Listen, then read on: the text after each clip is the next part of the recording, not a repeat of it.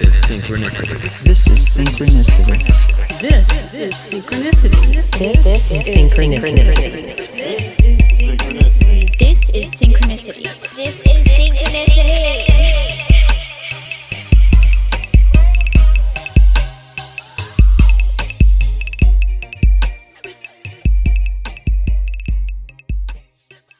Welcome to a bonus episode of Synchronicity. Did I just call it Synchronicity? Let's go with Synchronicity. I think I like that better. So last week, obviously, sorry, didn't get an episode out. Labor Day, short week. Eli is not daycare on Fridays anymore, so that's just what it is.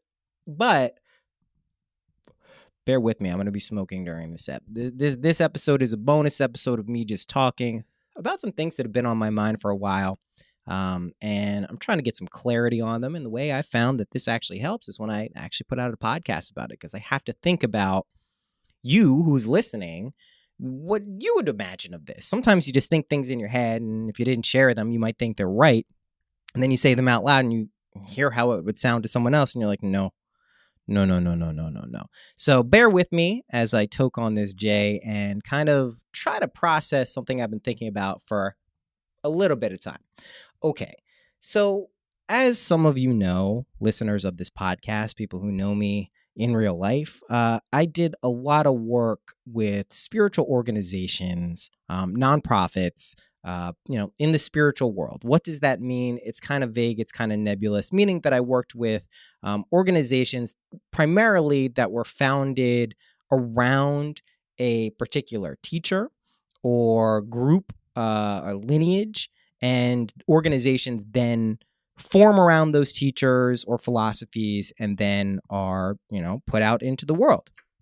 And the way that kind of interfaces with the West is they need to make money, right? I mean, that's how businesses and organizations, whether they're for-profit or not for-profit, function. They have to have revenue coming in to, meet the demands of the costs and the organization they're running and whatever they're doing. And there's absolutely nothing wrong with it. That's how things work.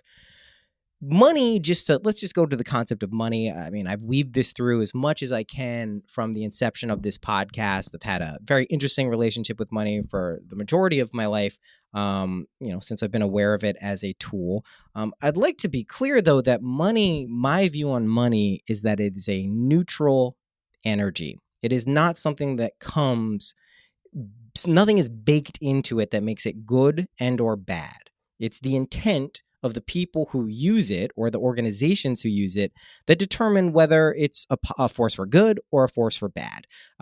It's really that simple to me. And I think this is easily provable if you look at someone like, let's say you're someone who uses money you make money by building for-profit prisons, and you then lobby the government to put more people in prison because of unjust drug laws or immigration, whatever it is. That's an unethical way, a bad way to make money. From my perspective, it's just not a good thing to do. There are better ways to make money if that's a goal of yours. Again, that's an example of money being used surreptitiously. It's bad. It's having a negative influence on the people who want to make it. And we're not going to get into the whole concept of money here, but the idea is that, look, money is the root of all evil. It's making these people who otherwise wouldn't maybe be as nefarious turn into just schmucks, for lack of a better word. So there's one in the bad category. Then let's say you found yourself, you inherited a lot of money. And let's say your parents or your grandparents, made money by providing a real service to people at a fair and reasonable price, whatever it was. And you decide in your life that you want to start working for some causes. You want to get involved philanthropically in the world. That's a clear example, depending on how it's implemented, of money being used for good. And there are obviously shades and gradients of all of these things in any direction. There can be examples where money is used for good, and that's the pure intention, but over time it kind of gets subverted into something else as more money is being made, or the kind of ethos of the business or people changes. So I'm just bringing that out, that this isn't ever something that's black and white, cut or dry, just a clear example of someone doing something bad and or good. However, I think there are examples where we can say, sure, that is falling on a side where I don't think it's healthy if it continues on that track. And I know I'm being a little vague here. So let me tie this together. So having worked for a lot of these organizations and teachers and going in kind of, I had a decision to make when I realized that I was able to make other people and companies money via digital marketing. And by doing things that I think weren't just following trends or latching on to some uptick and whatever was going on, but really coming up with coherent business philosophies, making sure we analyze stuff. Just, I knew I had a thing that worked because I had used it on a few private clients before. So I had a decision to make. I said, listen, what do I want to do? Do I want to go get a job at a corporation? Do I want to go get a job at an agency or a business and work for other clients? I've had several offers to do that at the beginning, and I was like, nah, I don't want to do that. What I'd like to do is find something that's close to my heart. I don't know what it is. Find something that means something to me, even if I get paid less, even if I don't get paid at all, which is definitely what happened at first. Almost the first year I did this, it was 8 months. I didn't get paid at all to do work for a lot of these people. I just really enjoyed and felt I was working on something positive. So I made the decision to work with nonprofits, and I'm not going to drop names or anything. A lot of you know them. This is not my intention to attack a single group, organization, or person. While I may have inclinations to do that privately, I won't do it publicly. There's nothing to be gained by doing that. It's probably not even accurate. It's just my impressions of the situations that have happened. However, trying to find the use out of everything that has happened to me personally through this is something that I like to do. I like to turn bad situations or negative situations into learning lessons and positive things if possible. So one of the things that has emerged out of this is I have realized I probably realized this before I acted on it or before circumstances made it clear that it's something that had to be addressed, that a lot of these organizations have moved past the idea, even if it's stated explicitly that this is to raise consciousness, to help people live better lives, that quickly stops becoming the main focus. And what replaces it, it's still held up as the main focus, of course. You can't say, oh, no, I just want to make money. But it turns into how do we sustain revenue and income so we can continue to expand the organization or to increase our pay or whatever it is, or make sure we're having more revenue as we age if it's an individual. So this starts to come in and replace the original ethos of, hey, we're trying to make the world a better place. We want to tangibly see that there are benefits in the world because of what we're putting out there. Now, if you're dealing with like a medical nonprofit, like the Save a Foundation, for instance, that is going around and curing blindness, in the world in impoverished countries, there's really no debate, unless their books are cooked and they're just stealing money, that is having a positive impact on the world. They're actively going and helping people on a regular basis. But when you start dealing with things like philosophies, outlooks, perspectives, ways to live, things to think about, just ways to be, things get a lot more nebulous in terms of what information is being presented and what the overall mission or function of an organization or teacher is. And that's something that I've been thinking about more and more lately, because I've not only engaged with a lot of these organizations, philosophies, traditions, teachers on a personal level, but I've done it from behind the scenes, seeing how the sausage is made, so to speak. And that is, it's not like this horrible secret cabal of evil people, but what I have noticed relatively reliably, with some notable exceptions, and I want to be very clear about that, not everyone out there in this scene is just, trying to make a buck as their primary motive, but many organizations and people are. And again, I don't think in the vast majority of these cases that it's some nefarious scheme. It's rather something that has just kind of emerged and is now the new protocol. Kind of like an evil company like Monsanto or some of these other companies. I don't think the intention behind them, I could be naive, is to kill people and hurt people and destroy the environment. But once a system is in place that says, hey, The bottom line is what's most important. We have to make sure we continue to make money to support expansion and growth, which growth is a key word here. We need to continue to make money, and we maybe are willing to cut some ethical corners to get there.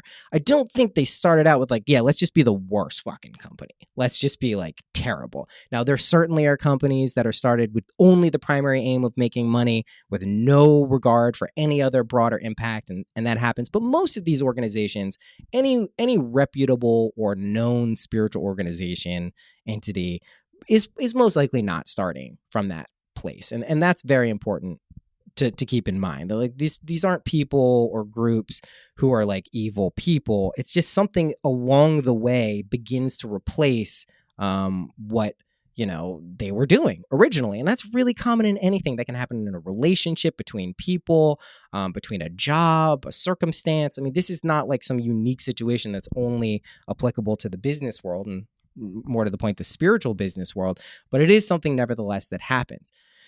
So having seen all this, and trying to implement change from the inside, I realize there's a tremendous amount of resistance to this type of thinking. If you question the status quo wherever it is, even if it's in some woo-woo spiritual organization, it's generally met with resistance because you're asking people to change or take a look at maybe some uncomfortable behaviors. And as we know, we don't really like to do that as people typically.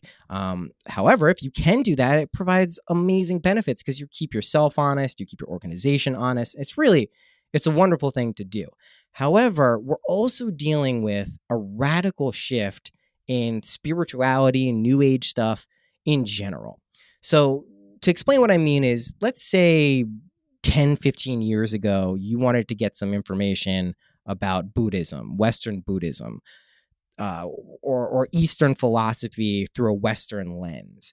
You're probably only going to maybe a few hundred at most throughout history, figures and characters and teachers who have been speaking about the things that make sense to you or what you're looking for, right? You're looking for someone tell me what's going on with Bhakti Yoga. Someone tell me what's going on with Theravada, Mahayana.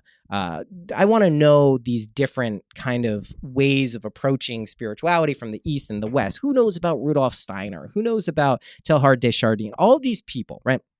You needed to find someone who knew what they were talking about.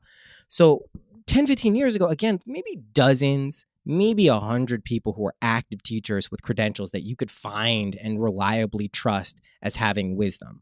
Some wisdom that is gleaned, and usually they would have gotten their information or wisdom or whatever you want to call it from deep, intense periods of study, not just sitting at their desk and reading, but going out and studying with, in the East, in India, with Western mystics, all of the things, Native American cultures, really embedding themselves and living the lives, not because that's the best way to do it, although it seems like a really good way, but because that's how you had to do it. There was no real easy access. And if we move back even like 30, 40, 50 years, we're talking about pioneers who really had to go very far physically to meet and understand, or at least put together a conception of what these different foreign ideas were about. If we fast forward to today, obviously we're in a radically different place in terms of access to information and everything that's going on. Just like we can learn about any subject, not necessarily correctly, but we can learn about any subject in a matter of minutes now, whereas before it could have taken years or just not been possible at all. So we're seeing this shift from a blossoming of information and wisdom, which obviously what comes with that is a lot of misinformation, a lot of bad stuff, a lot of hucksters, even more than before, because anyone can be an expert nowadays on a lot of this stuff. So we have this really weird shift going on where anyone can kind of be a spiritual authority or set up an organization that's thriving and makes money now, right? Let's just be clear about that. Anyone can say, you know what, I'm the new this person. I teach this.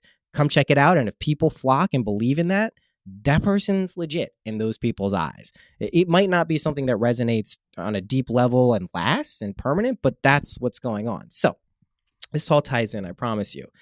In addition to people who are just claiming to be spiritual experts, there are, and I've noticed this, and a lot of these people have been on this show, there are more intuitive, psychic, whatever you want to call them, people who are connected to something that at least is verifiable anecdotally and personally and experientially, that they're connected to something that we're not seeing in the physical realm, whatever that is. If it's via psychedelics, if it's via meditation, spirit guides, it's unimportant. Aliens, whatever it is, there are people who seem to genuinely have insights that are not available to the rest of us in certain regards.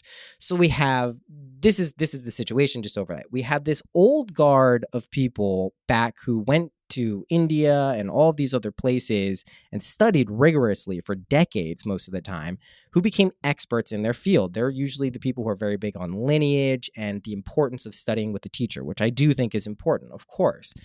However, how does that fit in with the new people who are popping up and maybe are well-versed in social media and just kind of the digital age, who are legit? What's the contrast there, and what's the conflict there, more importantly? So I don't think it's a direct conflict. I don't think these people are really directly competing with each other at this point, but indirectly, they certainly are. And one of the things that this kind of relationship engenders is an adaptation from the old spiritual organizations, the long ones that have been around longer, to kind of latch onto the new techniques and strategies of the younger generation or younger teachers who are legitimate. What I absolutely have noticed happening for a lot of these organizations is that it is viewed as there's a pie, and that they have to carve out their piece of pie. And if someone else carves out a piece of their pie, then they're not going to get that and they're upset. And that is something that I have seen really dominate a lot of these organizations' mindsets. And it truthfully influences the content, the strategy, the decisions that are made, both inside of the business and how to interact with people outside of the business. And I think it's getting to a very, very, very weird place, truthfully. I see this not only with just the older guard. There are new people who are spiritual teachers now who are very active in marketing what they're doing. And a lot of these marketing courses and things that people will talk about is, find your niche and let people know and hammer your avatar and don't be afraid of putting too much stuff out there and blah, blah, blah, blah, blah. But what we begin to see is an overload of information. And then it starts to turn into these weird platitudes, right? And I want to be very clear that when someone like Ram Dass says, love everyone, I don't view that as a platitude. The resonance in which he says that and the awareness of what that means isn't some trite, banal, like, hey, love everyone, because that's what you're supposed to do. It's love everyone. Even if the people who I'm suggesting you love, you find it really hard. Those are the people you need to love. And I'm not just saying this is like, oh yeah, that. Think about this. Like, just be love and do that. Now, that's really important. That this is a legitimate person. If an organization can form around that and kind of co-opt that authenticity and rebrand it as whatever else their message is or whatever they think that person is talking about. I'm not just using Ram Dass here. This could be for anything. And even the individuals themselves who are that teacher, this can sometimes happen to. Shit gets weird.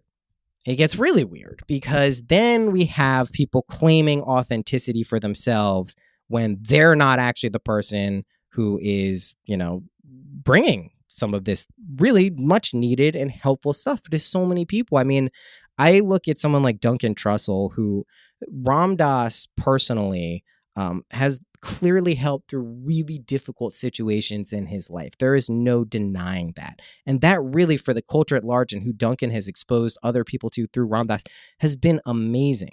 But then we get this weird kind of, I don't know what to call it, kind of the organizations that form here basically become subservient to making money. And how do we make money? What can we sell to make money? Is it going to be a retreat? Is it going to be a product? Is it going to be a course? Is it going to be donations? And of course, these things need to be thought about. I'm not saying, hey, like, do whatever, man, whatever makes money, that's the way it's supposed to be.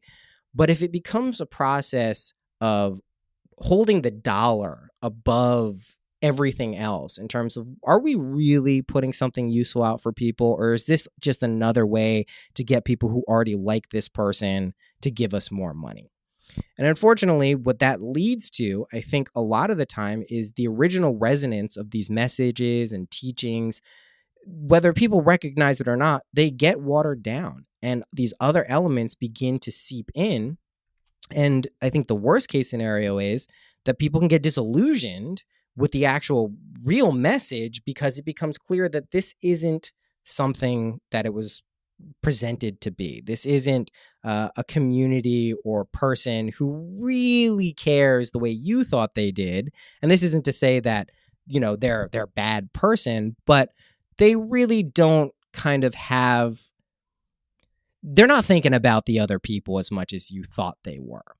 And I look at this very clearly when organizations have, phrases like, it's important to be honest. It's important to be truthful. Remember who you are. We're all interconnected. And these are kind of the hallmarks of what a spiritual organization would say these days.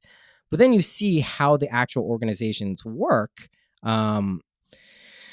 It's disheartening, I think. And it's taken me seriously a good 2+ years now to kind of decompress and process a lot of the experience and things that were happening while I was working for these organizations, and also recognizing that many of these people and organizations are very prominent, are influencing really, really just huge numbers of people. And I'm the type of person, I've said this plenty of times, I think if you eat something, the whole karmic chain from where that food came from to when it got to your plate, including the people who brought it to you, has an impact on what you're eating. So I believe that with weed, the people who grew it to how you get it, it has an impact on the effect on your consciousness. I really do believe that. In the same way, I think that teachers and organizations who are honestly and earnestly doing this because this is something they have to do. And furthermore, this is something they feel would be of benefit to other people as the primary drive, as the primary reason that they're doing this. Those people really deserve a lot of credit. But I think it's very important to realize that there are way more people out there who are not doing it for that reason. It's a business to them. It's the business of spirituality.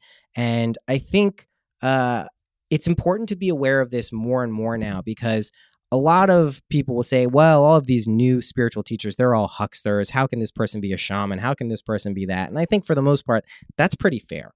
Most of this stuff is people kind of maybe waking up to some latent psychic potential and then thinking that they're God's gift and they have some special thing. But for every, 10 of those, there are people who are legitimately good at this stuff and have something to offer. So this contrast between these organizations who are now, just to be clear, few and far between are the teachers and organizations that I think are doing what they set out to do or doing some authentic level of spiritual business. And I don't think that's a term that can't exist. I'm not exactly Socrates saying that all sophists are evil. Anyone who charges for wisdom is wrong and it's unethical. I think there is a way to make money by being in the spiritual business, but it's so much harder than doing it in any other way. Not that it's harder to make money. It can be easier in some instances, truthfully, but that it's harder to walk that line, that razor's edge, without falling into the realm of just like, all right, this is a biz now, right? This is what we got to do. What's our nut? How much money do we need this month to pay our employees and get all this stuff out? And not let that take over the entire kind of business. And you would be surprised. I can guarantee you this from people who know in my CryptoSync server, and I've spoken to privately about this.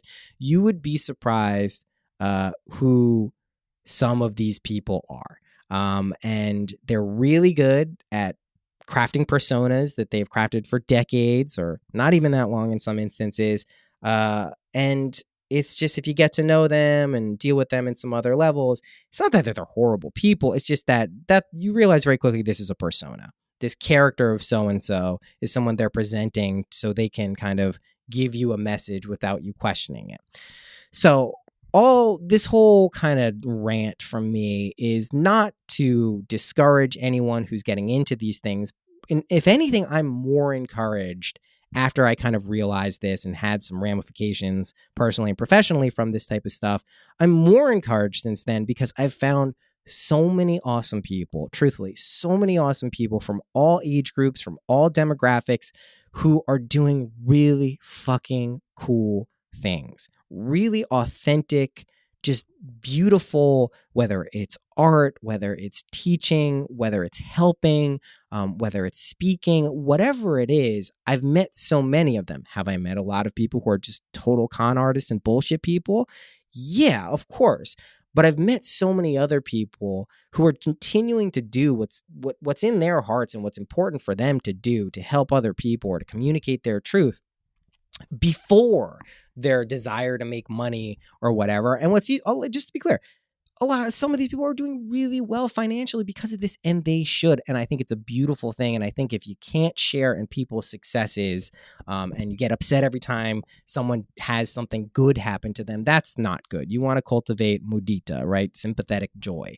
This is an important skill. So it's not that you want people to succeed. You want people to earn a living on what they are doing to help themselves and help other people. But it is also really important to recognize that maybe some of the more prominent organizations and teachers out there, not in all the cases the teachers themselves, sometimes, aren't really looking out for you, truthfully. And I don't say this as someone who's speculating. I say this from having conversations with and knowing how people are kind of lumped together as customers or people who we need to get to sign up for this. And that's fine. Like, you can have customers and people need to sign up stuff, but there are people who really put kind of the focal point of what's going on. And then another thing that's really important to look out for, people who are part of large organizations, spiritual organizations, what are their motives? How do they benefit?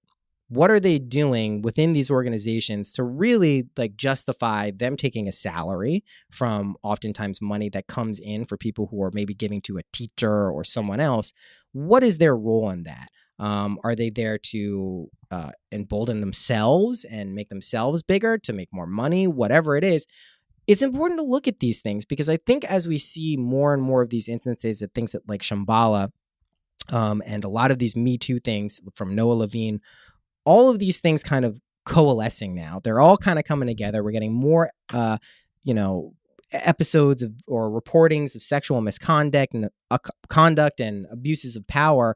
It's important to understand that these things don't happen in a bubble, and a culture forms around those organizations and those people to enable them to do that. It is, if it wasn't like that, then any instance of misconduct would immediately be snuffed out, because it would be so counter to what is actually going on that would be like, no fucking way. So there has to be a culture in these organizations that allows this type of stuff to propagate. And the truth is that I think it starts first with the concept of a spiritual business. Doesn't mean that a spiritual business inevitably leads to bad things, but if not constantly checked and kind of looked at, it seems to be the case.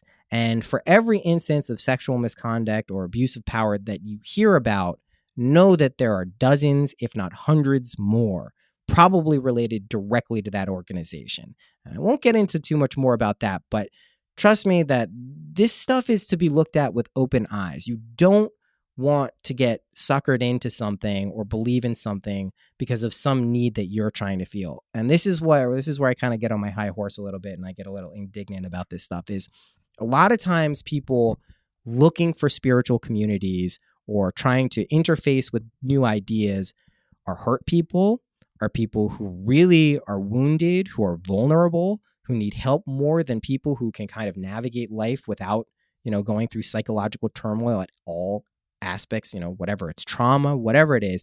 And when community is presented or an organization is presented as a safe space where everyone is family, everyone is friends, and that may or may not be the case, but the real kind of inner workings of this are, hey, we'd like you to pay for our stuff, or yeah, we're all friends if you're helping us. If you scratch my back, I'll scratch yours. But as soon as those things kind of evaporate, you can see really what people are made of. And I really consider myself fortunate in a lot of these instances. While it hasn't been good for my bank account at times, it hasn't been good for my stress levels, hasn't been good for my hair loss. I think the lessons that I've learned when these kind of shitty situations come to light have been invaluable, and I truthfully wouldn't trade them for anything. It's kind of how I look at my synchronicity episodes when I got launched into another dimension for multiple months, and then came crashing down. The crashing down was awful. It was truthfully like I wouldn't wish that on anyone, but I don't want to change that experience. It led to so many insights. It's led to this podcast. It's been a useful thing for me. So I wouldn't change any of the negative experiences I've had with these organizations because it's really helped me look at this. Like now when I see, someone putting out this or sign up for this or do this or come visit us here, or, blah, blah, blah, blah, blah. I have another perspective on it. Now, what's been difficult for me is how to separate my personal feelings about people and organizations from like this broader theme of I think we need to be more aware of how these businesses operate. We ask this about major corporations. How are they making their more money? And is that an ethical thing to do? I think we need to be looking at this not only for just spiritual organizations, but for ourselves too. I'm an entrepreneur. I start businesses, started 4 or 5 businesses in the past 10 years. Some have been very successful. Some have been miserable failures, but you have to look at why you're starting these businesses. And if the goal is just to make money, that's okay. State that. Be clear about that. If that's your primary, I just listened to Ron Chernow's biography of John D. Rockefeller. Dude was an asshole. He justified it to himself through moral righteousness. And this is where I started to really kind of flesh out this connection between this idea of we're doing the Lord's work, therefore almost anything we do is justifiable. And I'm not saying that these organizations are using Rockefellerian methods, but it is not totally a useless analogy or metaphor for that. So, this is really just to say, keep your eyes open, keep your ears open, pay attention to people who you really like, you feel you can ask honest questions to, and you'll get an honest answer for. I think one of the easiest things to ferret out in spiritual teachers, gurus, organizations, whatever, is if you just get the feeling that this person isn't being honest to you, acknowledge that. Because every time I've pushed one of those feelings aside, it is usually proven to be true and verifiably so, not just an inclination. So I think it's really important that if you just get like, there's some kind of bullshit going on here. What is this? What should I be? This doesn't feel right. Pay attention to that. Doesn't mean you're always right. You can be suspicious. You can be paranoid. Plenty of those things happen. But, in the context of a spiritual organization or teacher, I think that's an important signal that we tell ourselves, because ultimately, let me be very, very clear about this, about spiritual organizations, communities, and everything else. They're great. You should be connected with other people. It's a really powerful thing on whatever path you're on. But let me just make this abundantly fucking clear. It's you. You're the person who brings yourself through all the changes that you go through, the awareness, the insights. It's you. It's yourself. Yes, you're connected to everything else. Yes, we're all one, but it's you. You have the inner power to do whatever you want to do. You have the inner fortitude, strength, wisdom. It is there. This is something that every single mystic has said throughout time, from Carl Jung to Bob Marley to Ramakrishna. They're all talking about the same thing. So that's really important to remember. The moment you latch on to some other thing, some external source, and they will willingly say, yes, we have all the answers. Listen to us, tune in to us. We got everything. The moment you completely give up your personal, power in that situation, the moment those people got you. And then especially, and I found this out personally, from being welcomed into a spiritual community, open arms, and thank God there are so many people in that community who I still know and cherish to this day, but welcomed in with open arms. As soon as things got a little funky, intrapersonally, professionally, oh no mas. And I wasn't the first person this happened to. I saw it happen with multiple friends who got welcomed into this community. That shit is whack, right? That's not the way it's supposed to be at all. And I think that if you forget that it's you're the person who brought yourself here. You're the person who surrounded yourself with these people and learned the things, not because they're bad and you're an idiot, but because there maybe is some kernel of truth that you latched onto, but these people were telling you some other story about it. So just remember that you have everything you need to succeed. This is speaking about fucking platitudes, but I really do mean this. It's you. You have ultimate creativity. You have ultimate flexibility mentally, psychologically, even if it doesn't feel like it, to seek out other people who make you better. It's like any other relationship. If you get involved with the wrong spiritual organization or the one that's not right for you, it's not going to be pleasant, even if it's pleasant for a little bit. But when you really earnestly and honestly say, you know what, I just want to connect with people who are legitimate, that can serve as a beacon. And you're not always going to get it right, but it can really help you find people who are looking for the same thing, not looking at this as a way to kind of sustain their business or make sure they can live out their end years, more comfortable than they originally anticipated. Not that type of shit, but people are like, you know what? Life is fucking crazy. Life is weird. I don't really know exactly what's going on, but I know that I like being around other people who are asking the same questions as me and just make me feel good to be around. So yeah, that's basically this episode. I know this is kind of like a ranty one. Some of you like it, some of you don't. I know I get mixed feedback on all of that. I am recording a podcast later today that will be out, if not tomorrow, then early next week. So we'll catch up. I'll make up for these kind of missed one last week. But yeah, solo dolo podcast. That's what we got. No ads on this one. No anything. Or should I do an ad? Nah, I'll do an ad in the actual episode. Big thanks to everyone who listens and rates and reviews and supports on Patreon and all of the other ways that you can support the show. I really appreciate it. I'm going to do this no matter what. Right? If we drop down to 1 listener, 0 listeners, I'm going to do this. I find it cathartic. I find the practice of speaking to people every single week to be transformative. And I really like doing it. So don't worry if I miss one here and there. We've been pretty consistent almost over 3 years at this point. We're going to keep them going. Much love to you, and I will see you soon. Bye-bye.